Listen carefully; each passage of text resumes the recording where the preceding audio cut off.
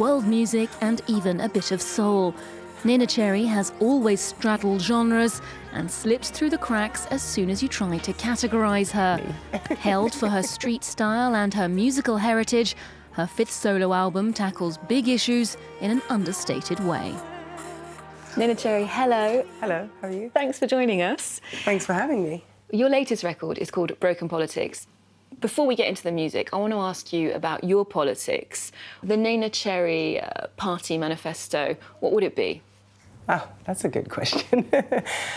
I mean, I think that I am, first of all, I'm a human being, and I feel that when you look at world politics, that there is a huge lack of empathy, and I think that being a human being is political, you know, and I guess that my thing would be always fighting for human rights, more human rights. Don't have anywhere to go, nowhere to hide. All of me is now. I'm a breath, a drop in the sea of me is me. My love goes on and on. Try, baby, take it on. There's quite a lot of reflection about life, about the state of the world on this record. Was that a deliberate choice? Did you set out to make something so philosophical? I think I'm in a place in my life, I guess partly because of my age and the journey that I've been on, where I think it's quite natural to contemplate. And I think also with everything being as it is in the world right now, I think it's kind of difficult not to reflect over what that means. And for me, of course, the creative place is where I do most of my contemplating. And I think like the last record that I made, Blank Project, was, you know, a much edgier record and was kind of, in a way, more maybe angry, or it was definitely an edgier record. And I felt like it was with Broken Politics, the response to that record in a way was to like needing to be more quiet in a way. You work with producer Fortet on this record and the past record too, and you've got an impressive CV of past collaborations, Robin, Gorillaz, Youssou. But you are first and foremost a solo artist. You haven't wanted to attach yourself permanently to a band. I mean, I started in bands. I was in a band called Rip, Rig and Panic, and I think like I learned so much about expression, being there, being present, and doing it like you mean it. And the kind of solo thing after those bands broke up kind of almost happened by accident, you know? There's usually different constellations of like family that have worked on the various albums. But all of them become as they are because of not just me. Writing with Cameron, my husband, my creative partner, I mean, that relationship is kind of everything, you know? And I feel like when we made this record, we really were able to open up and kind of went to another level with our songwriting, I think.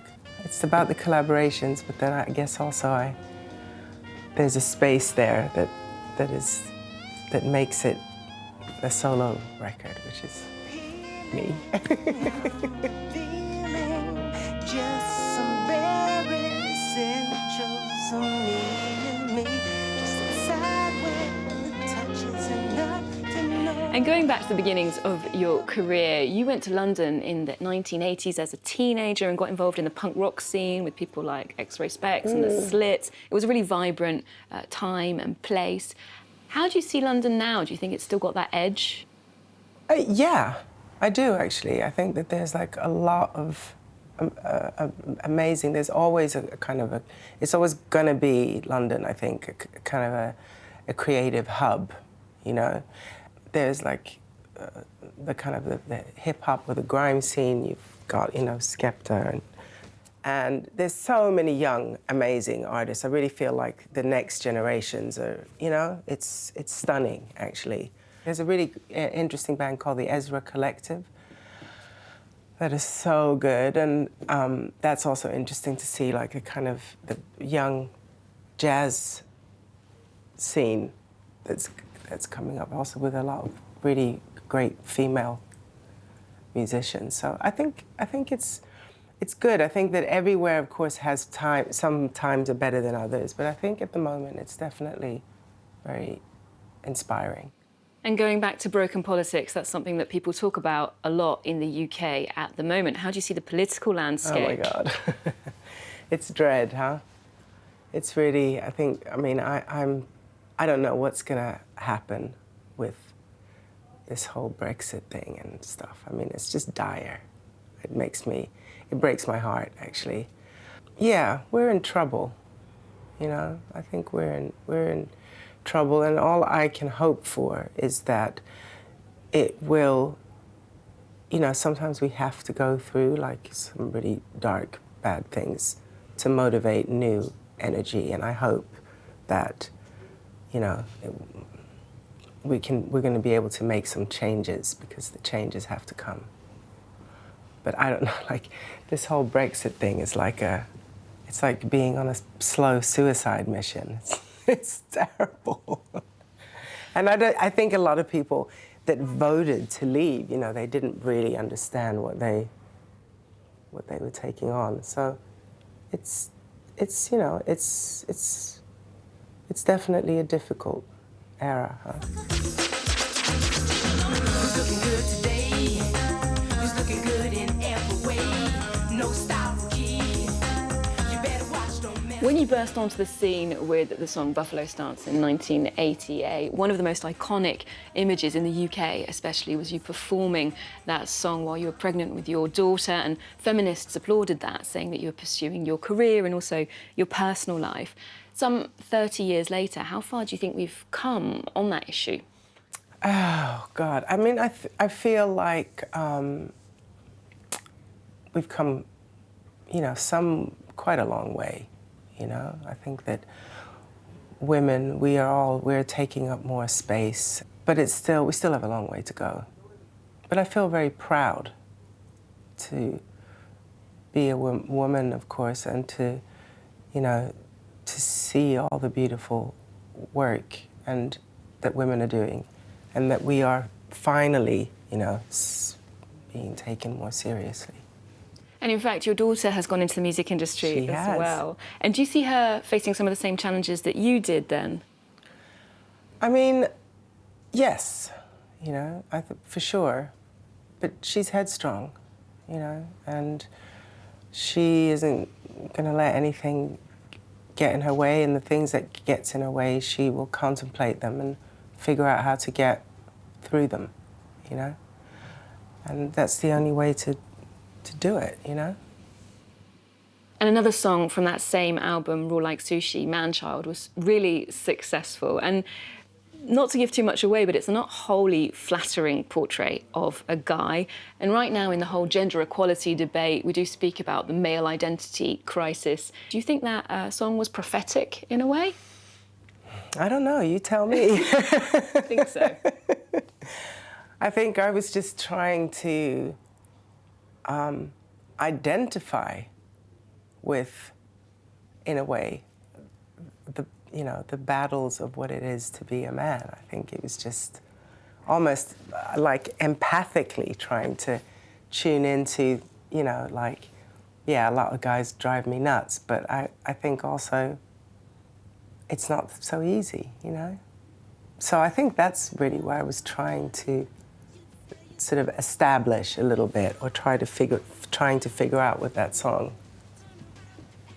It's like, I forgive you. Man, child, will you ever win? Man, child, look at the state you're in. And the music industry has changed enormously since you started out, the way people distribute music, the way they make music, and the way they make money from it, and the way people listen to it. How have you changed your process to accommodate that? I've definitely, after being signed to Virgin for many years, I was definitely adamant to stay in the independent side of things and not really signing off to a major label. But I also think that probably the music that I'm making now is less mainstream, so it also made sense to go that way, to have more creative freedom. You know, obviously sometimes it's harder in this day and age to kind of maybe make money out of, you know, record sales and stuff, unless you're, you know, like really a big dude. But there are other ways of getting around it. So I think what I like about now is that everyone can, you know, you can get your music out, and you don't have to wait for someone to listen to your demo tape kind of thing, right? You can just get it out there. And I think that's, I mean, it means that there's, of course, an incredible amount of music everywhere. But I think, yeah, that independence is great. Neneh Cherry, thank you very much. Lovely to meet you, really. So nice to meet you. Love is big in every land.